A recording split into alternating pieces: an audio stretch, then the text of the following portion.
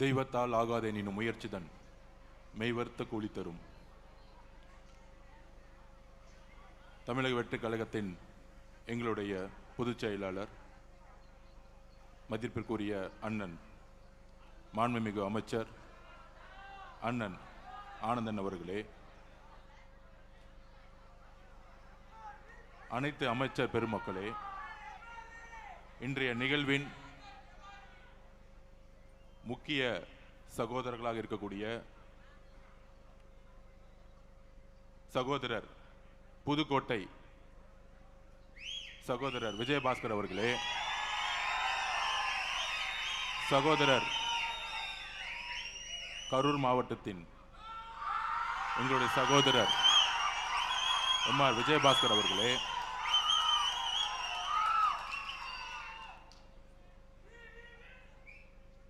திரு ஆனந்தன் முன்னாள் அமைச்சர் அவர்களே, திருமதி வளர்மதி முன்னாள் அமைச்சர் அவர்களே, முன்னாள் சட்டமன்ற அதிமுக கழகத்தின் முன்னாள் சட்டமன்ற உறுப்பினர்கள், ஒன்றியம் கிளைக்கழகம்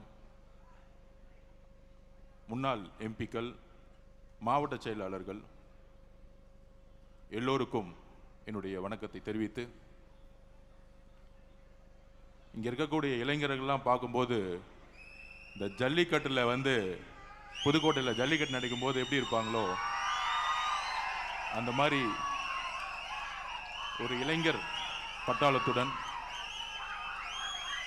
மீட்டிங் 11 மணிக்குன்னா காலையில் 6 மணிலேருந்தே ஒரு எதிர்காலத்திற்காகவும் தமிழக வெற்றி கழகத்தில் ஒரு இணைப்பிற்காகவும், முக்கியமாக எங்களுடைய அண்ணன் தமிழகத்தின் மக்கள் தலைவர் முதலமைச்சர் எங்களுடைய அண்ணன் திரு சி ஜோசப் விஜய் அவர்களுடைய தலைமையில் இணைய வந்திருக்கக்கூடிய அனைத்து தொண்டர்களுக்கும் எங்களுடைய வணக்கம். இந்த இணைப்பு எதற்காக? 2 விஜயபாஸ்கர் அவர்கள்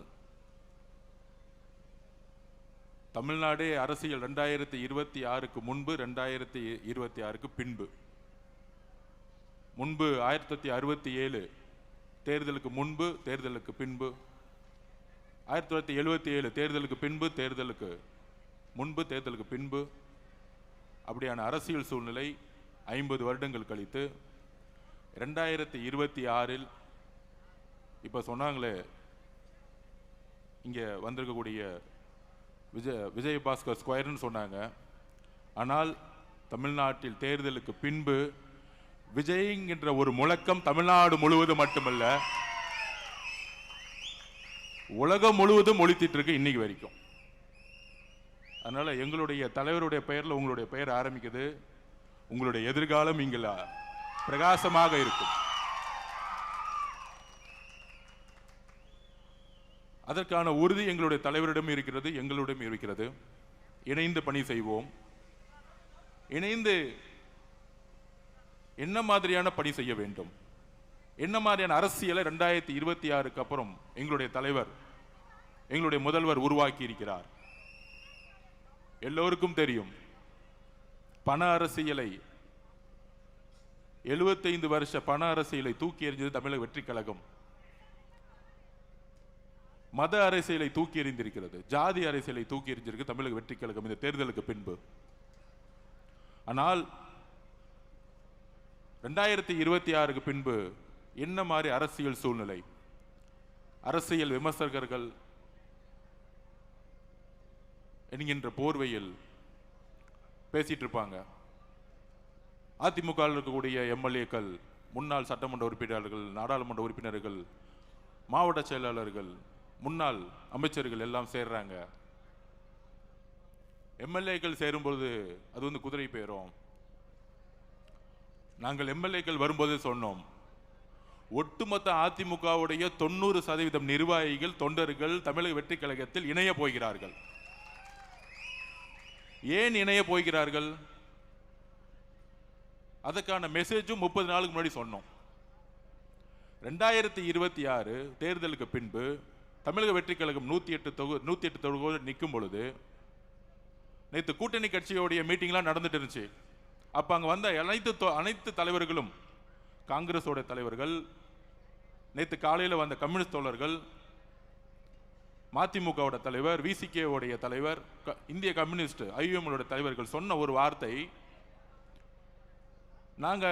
நீங்க ஆட்சி அமைக்கிறதுக்கு என்ன நிலைப்பாடுனா எடுப்பீங்கன்னு நினைச்சோம். மாண்புமிகு முதலமைச்சர் அவர்களை பார்த்து சொன்னார்கள், 108 வந்தவொடனே நீங்க அதிமுகவுடைய இபிஎஸ் அவர்களிடம் ஆதரவு கேட்பீங்கன்னு நினைச்சோம். 47 எம்எல்ஏ இருந்தாங்க. அந்த ஆதரவுடன் நீங்க ரொம்ப எளிமையா ஈஸியா நீங்க முதலமைச்சர் ஆயிருக்கலாம். ஆனால் நீங்கள் அழைத்தது இந்திய காங்கிரஸ் கட்சியை. அவங்க 5 எம்எல்ஏ தான் வச்சிருந்தாங்க. கம்யூனிஸ்ட் கட்சி தோழர்கள் சப்போர்ட் பண்ணுவாங்களா இல்லையா தெரியாது. விசிகே சப்போர்ட் பண்ணுமா இருக்கா தெரியாது.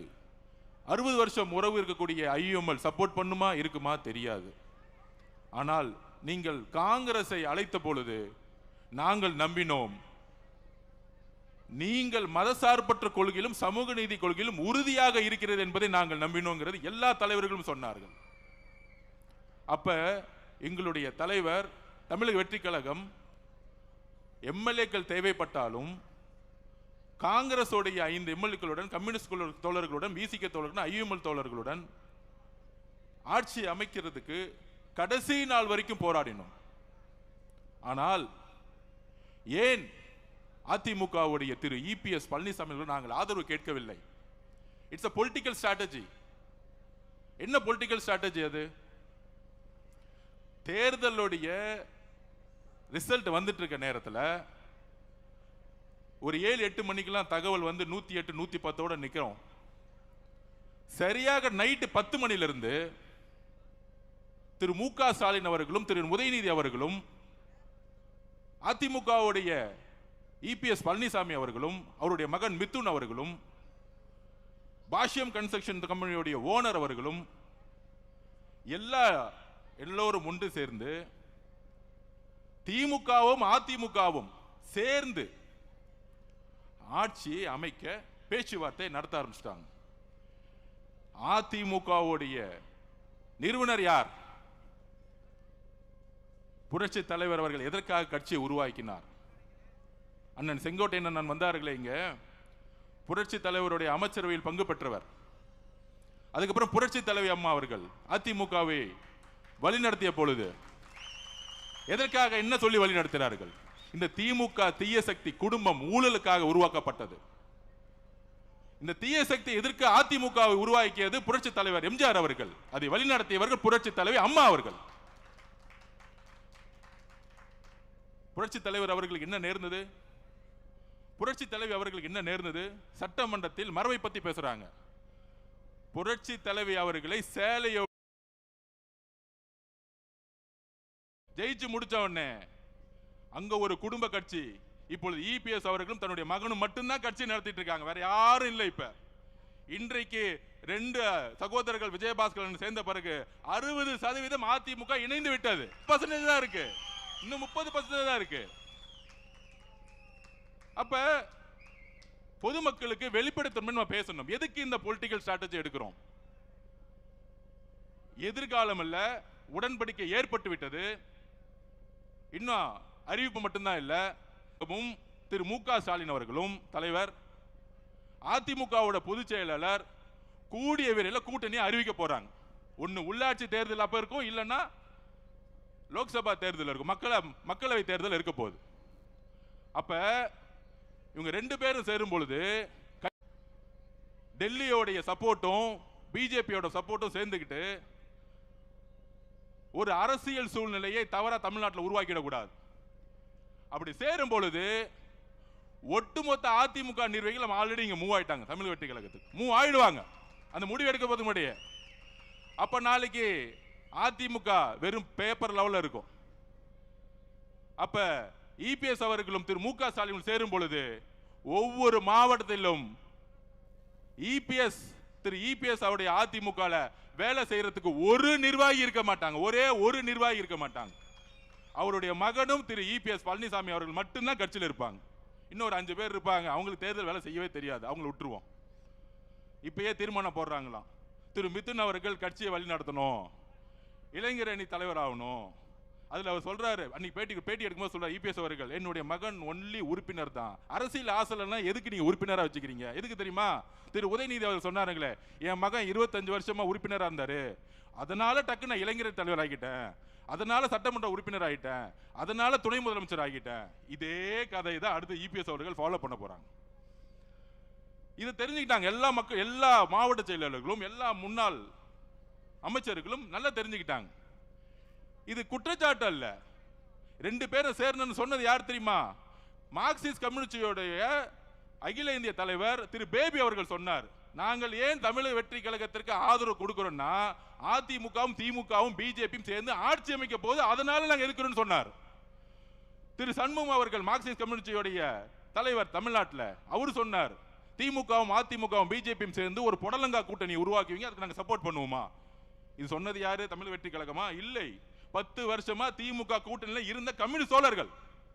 ஐஎம்எல் தலைவர் சொல்றாரு, என்ன கூப்பிட்டாங்க, அதிமுகவும் திமுகவும் சேர்ந்து ஆட்சி அமைக்கிறதுக்கு எனக்கு சப்போர்ட் கொடுக்க சொன்னாங்க. முதல்ல 2.5 வருஷம் அவங்க முதலமைச்சர் இபிஎஸ் அவர்கள் முதலமைச்சர், அடுத்து உதயநிதி முதலமைச்சர். என்ன ஒரு சூழ்ச்சி, எவ்வளவு பெரிய அநியாயம்!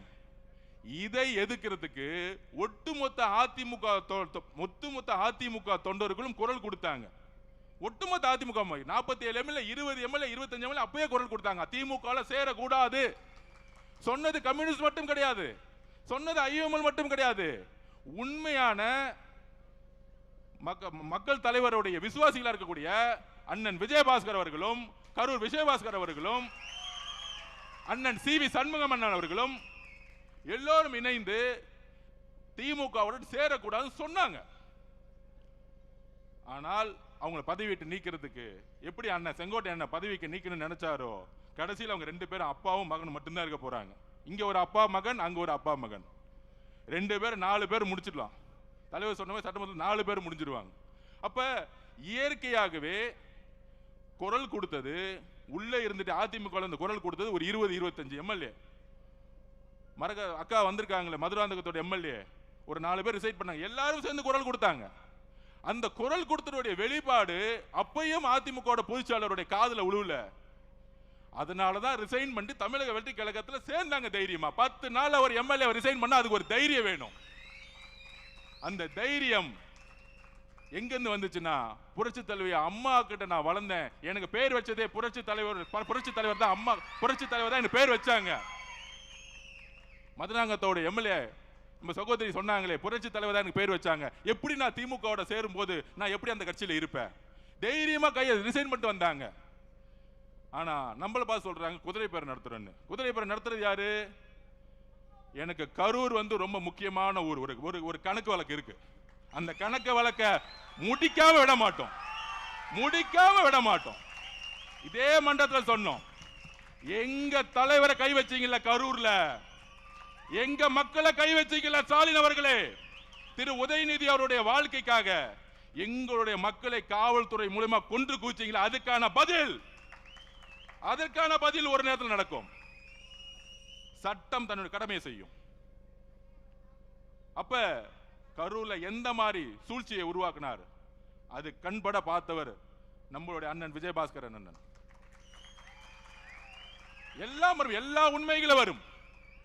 இதை மறைக்கிறதுக்காக தான் இப்ப இந்த 10 நாளா தமிழக வெற்றி கழகத்தில் எம்எல்ஏவை விலை கொடுத்து வாங்குறதுக்கு 50 கோடி ஆஃபரா.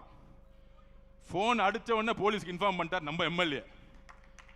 திராவிட முன்னேற்ற கழகத்தின் திரு மு.க. ஸ்டாலின் அவர்களே, எங்களுடைய ஒரே ஒரு வேட்பாளரை நீங்க விலை கொடுத்து வாங்க முடியல, அதை ஞாபகம் வச்சுக்கோங்க. ஒரு வேட்பாளரை 234 233 பேர் தாக்கல் பண்ணி நின்னாங்க எலெக்ஷன்ல. உங்களுக்கு காசு கொடுத்து வேலை செய்யறதுக்கு, காசு இல்லாம வேலை செய்யறதுக்கு இன்னும் திமுக ஒன்னும் தெரியல. இங்க இருக்கக்கூடிய அதிமுக தொண்டர்கள் ஒருத்தரும் காசுக்காக இங்க வரல. புரட்சி தலைவர் அம்மாக்காக, புரட்சி தலைவர் எம்ஜிஆருக்காக உட்கார்ந்துட்டு இருக்காங்க. அப்ப நீங்களும், அதாவது திமுகவுடைய தலைவர் மு.க. ஸ்டாலின் அவர்களும் எடப்பாடி பழனிசாமி அவர்களும் சேர்றதுக்கு முன்னாடி is a political stand, it's a political strategy. எங்களுடைய தலைவர் சொல்லிட்டாரு, ஒட்டுமொத்த அதிமுகவுடைய உண்மையான புரட்சி தலைவருடைய எம்ஜிஆருடைய விசுவாசிகளும் அம்மாவோட விசுவாசிகளும் தாவேகவில் இணைக்கப்பட வேண்டும். It's a declare. இது ஒரு தலைமைக்கான நம்பிக்கை, ஒரு தலைவருக்கான நம்பிக்கை, தன்னுடைய எதிர்காலத்துக்கான நம்பிக்கை தமிழக வெற்றி கழகம் என்பதை அதிமுகவுடைய கிளை, ஒன்றியம், மாவட்டம், நகரம், எம்எல்ஏ, முன்னாள் அமைச்சர்கள் எல்லோரும் ஒன்றிணைந்து இன்னைக்கு வர ஆரம்பிச்சிட்டாங்க. வேற எந்த எதிர்பார்ப்பும் கிடையாது. தமிழக வெற்றி கழகத்தெல்லாம் திமுகவும் அதிமுக உடைய பொதுச்செயலாளர் அடிச்சு வச்சிருக்க மேல காசுல இங்க கிடையாது. நாங்க எளிமையா இருக்கிறோம். இன்றைக்கும் அமைச்சர்கள் ₹1 ஒரு துறையில வாங்கல. ஒரு துறையில ஒரு இடத்துல ஒரு அமைச்சர் காசு வாங்கிட்டாங்க. சொல்லுங்க பாப்போம் திரு மு க ஸ்டாலின் அவர்களே. அப்போ ஒரு மாற்றம் உருவாகிட்டு இருக்கு தமிழ்நாட்டில். இந்த மாற்றத்தை மக்கள் சந்தோஷமா மகிழ்ச்சியா அனுபவிச்சுட்டு இருக்காங்க. எந்த டிபார்ட்மெண்ட் போனாலும் ஊழல் இல்லையே. ஆன்லைன்ல பட்டா கிடைக்குது, டிடிசிபி போனா அப்ரூவ்ட் கிடைக்குது, ரிஜிஸ்ட்ரேஷன் டிபார்ட்மெண்ட் போனா காசே இல்லாம இன்னைக்கு இல்ல நிலம் வந்து பதிவு பண்றாங்க. நெடுஞ்சாலை துறையில் ஊழல் தூக்கி எறிஞ்சிருக்கும், பொதுப்பணித்துறையில் ஊழல் தூக்கி எறிஞ்சிருக்கும், போக்குவரத்து துறையில் ஊழல் கிடையாது. அப்ப மக்கள் மகிழ்ச்சிய ஆவற நேரத்தில் ஒரு சூழ்ச்சி செஞ்சு இந்த மாதிரி செந்தில் பாலாஜி அவர்கள் இந்த மாதிரி பழைய அமைச்சர்கள்ட்ட எல்லாம் காசு 10,000 கோடி 20,000 கோடி இருக்கு, விலைக்கு வாங்கி ஆட்சியை கவுக்க முடியுமான்னு பாக்குறாங்க. அப்ப இந்த ஆட்சியை கவுக்குறதுக்கு காசை இறக்க பாக்குறாங்க. எங்களுடைய தலைவரை நானும் சரி, ஆனந்தும் சரி, அமைச்சர்களும் சரி, ஒரு துரும்ப கை வச்சீங்கன்னா மொட்டை தமிழ்நாடு எந்திரிக்கும். எழுதி வச்சுக்கோங்க. இன்னொரு தேர்தல் வந்துச்சுன்னா திமுக 234 தொகுதியும் டெபாசிட் பண்ண. நாங்க தேர்தலை பார்த்தலாம் பயப்படல. ஆட்சியை ஸ்டெபிலிட்டி பண்றதுக்கும் ஸ்ட்ரென்தன் கொடுக்கிறதுக்கும் எல்லா இடத்திலும் எங்களுடைய பொலிட்டிக்கல் ஸ்ட்ராட்டஜி இருக்கும். இதுதான் எங்களுடைய பொலிட்டிக்கல் ஸ்ட்ராட்டஜி.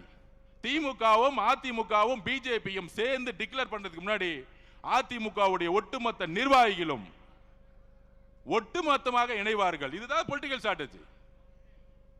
எல்லோரும் இயற்கையா இணைய போறாங்க. அப்ப கரூருங்கிறது எங்களுடைய 41 குடும்பத்துக்கான எங்க தலைவர் கரூர் வரும் பொழுது, கூடிய சீக்கிரத்தில் கரூர் வரும் பொழுது எங்க தலைவருக்கு என்ன பண்ணணும்னு தெரியும் எங்களோட உறவுகளுக்கு. அப்ப இது வரைக்கும் அண்ணன் விஜயபாஸ்கர் கரூர் விஜயபாஸ்கர் கேட்டுக்கிறேன், அண்ணன் இந்த கரூர் மக்களை பணத்தாலையும் ரவுடிசத்தாலும் பிடிச்சி வச்சிருக்காங்க. எங்களுடைய மாவட்ட செயலாளர் இங்க மதி இருக்கிறார். இந்த சூழ்ச்சி வளையத்துல செந்தில் பாலாஜி வேணுக்குன்னு எஃப்ஐஆர் போட்டு ஜெயில தள்ளினார் எங்களுடைய மதிய. மிகப்பெரிய தியாகம். தமிழக வெற்றி கழகம் ஈஸியாலாம் ஜெயிக்கல. கரூர் சூழ்ச்சியை உருவாக்குனாங்க, திட்டம் போட்டு உருவாக்குனாங்க, திட்டம் போட்டு ஸ்டாம்பேட் ஆகணும் உருவாக்குனாங்க கரூர் காவல்துறை வச்சு. கடைசி 15 நாள்ல ஏன் எங்களுடைய தலைவர் எல்லா ஊருக்கும் போலன்னு தெரியுமா? உங்களுக்கு உண்மையை சொல்றேன். எந்த இடத்துல காவல்துறை சப்போர்ட் இருக்கோ அங்க மட்டும்தான் பிரச்சாரம் போக முடிஞ்சிச்சு. திருப்பூர்ல போகும்போது காவல்துறை சப்போர்ட் இல்ல. திடீர்னு எல்லாரும் கிளம்பிட்டாங்க. ஏன்னா கோயம்புத்தூர் மாவட்ட பொறுப்பாளர் திரு செந்தில் பாலாஜி திருப்பியும் அங்க இருக்க காவல்துறை அழுத்தம் கொடுத்து அவர் திருப்பூர் போகும்போது போலீஸ் எல்லாம் விலகிருங்க, 10 லட்சம் பேர் திருப்பி மக்கள் கூடட்டும், திருப்பி அவங்க இடிச்சுக்கிட்டு திருப்பி ஸ்டாம்பிட் ஆகட்டும், இப்படி ஒரு சூழ்ச்சி. அதனாலதான் கடலூர் கேன்சல் பண்ணப்பட்டது, கிருஷ்ணகிரி கேன்சல் பண்ணப்பட்டது. சோ திமுக ஆட்சியில் இருக்கிற வரைக்கும் ஒரு இயற்கையாகவே ஒரு ஸ்டாம்பிட் உருவாகட்டும், காவல்துறை எந்த சப்போர்ட் பண்ணக்கூடாது, ஒரு எஸ்ஓபி போடட்டும். அதனாலதான் 14 ஊருக்கு பிளான் பண்ணதை எங்களுடைய தலைவரால போக முடியாத சிச்சுவேஷன். நிறைய டிஸ்ட்ரிக்ட்ல காவல்துறை சப்போர்ட் கிடையாது. இந்த உண்மையெல்லாம் மக்களுக்கு தெரியுமா? தெரிய வைக்கணும். ஆட்சியில் இருக்கும்போது காவல்துறை எஸ்பியா இருக்கும் பொழுது யார் யாரெல்லாம் 2000 போலீஸ்க்கு பர்மிஷன் கொடுக்குறேன்னு சொல்லிட்டு தலைவர் போகும்போது எல்லாரும் விலகி போயிடுவாங்க. போலீஸ் கடைசியில் ஒரு 10 லட்சம் மக்கள் நிற்கும் போது ஏதாச்சும் ஒரு திருப்பியும் வந்து பிரச்சனையாச்சுன்னா திருப்பியும் பழைய தூக்கி எங்களோட தலைவர் மேல போட்டுருவோம். இந்த கேவலமான அரசியலை செய்து திமுக. அதனால்தான் கரூருடைய இறப்புக்கு பின்பு தமிழகத்துடைய ஒட்டுமொத்த தாய்மார்களும் ஒன்று திரண்டாங்க எங்க தலைவர் பின்னாடி. இளைஞர்கள் ஒன்று திரண்டாங்க.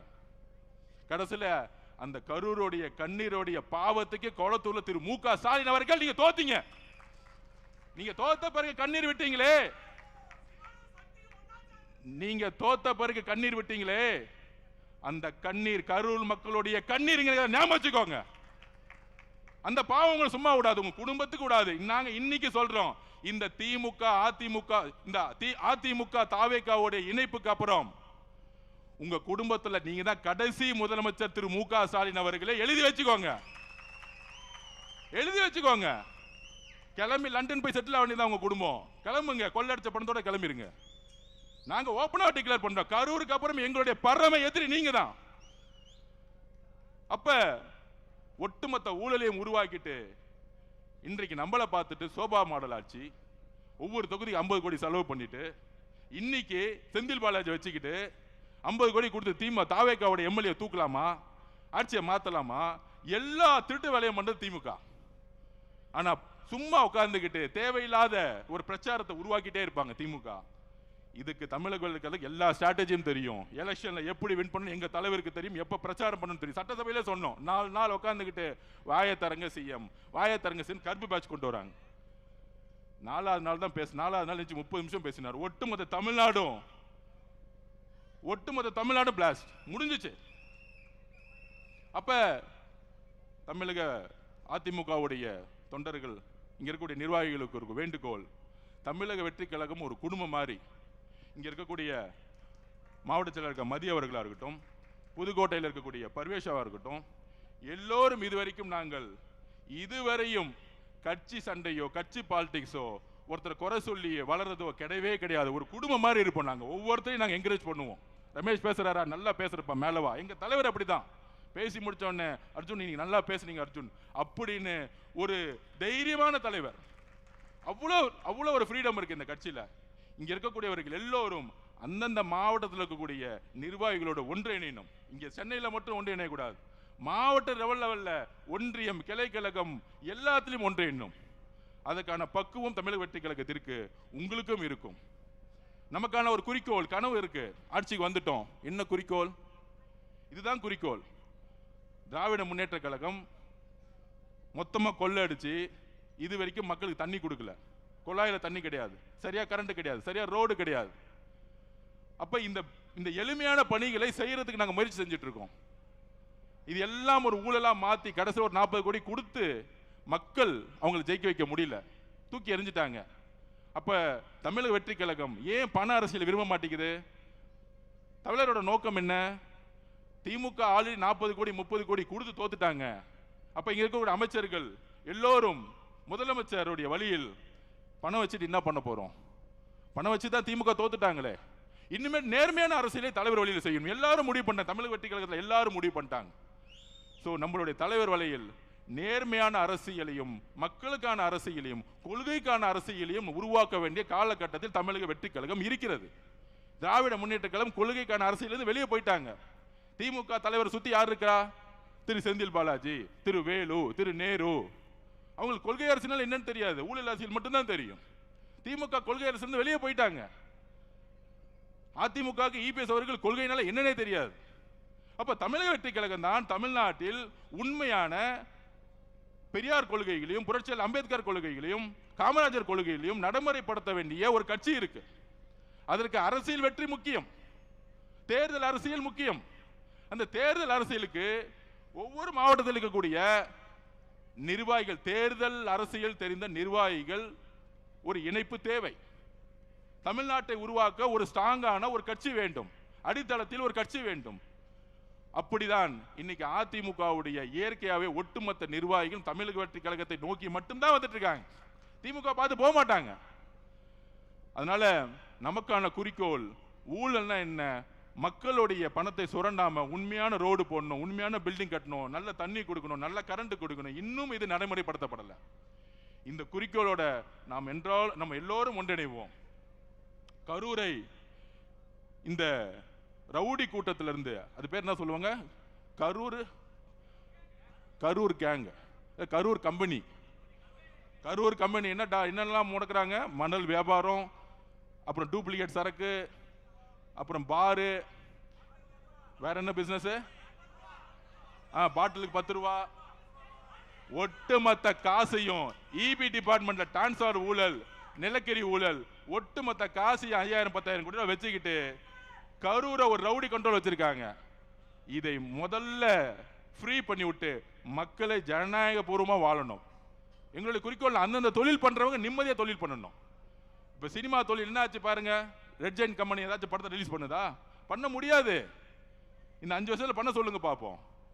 ஏன்னா கருப்பு பணம் கிடையாது. 2000-3000 தேட்டர் கண்ட்ரோல் பண்ண முடியாது. அந்தந்த தொழில் செய்யறவங்க நிம்மதியா தொழில் செய்யணும். எந்த அமைச்சர்களும் போயிட்டு அவங்க கிட்ட காசு கொடுங்க, கமிஷன் கொடுங்க, உங்களை மிரட்டுவோம். அப்படி திமுக இருந்துச்சு, தமிழக வெற்றி கழகத்தில் இப்ப இருக்கா? இபி டிபார்ட்மெண்ட்ல இருக்கா? ஒரு ஊழல் கிடையாது. பொதுப்பணித்துறை, நெடுஞ்சாலைத்துறை, அந்தந்த தொழில் நிறுவனங்கள் அவங்க தொழில் அமைதியா செய்யணும், நேர்மையா செய்யணும். அப்ப எங்களுடைய தலைவர் எல்லாரையும் தொழில் செய்யறதுக்கும் அவங்களுடைய தொழிலை நேர்மையா செய்யறதுக்கு எந்த விதமான அரசியல் தலையீடு இல்லாமல் ஒரு அரசியலை உருவாக்கி இருக்கார். இது எவ்வளவு பெரிய மாற்றம்! இந்த மாற்றம் திராவிட முன்னேற்ற கழகத்தால கொடுக்க முடியல.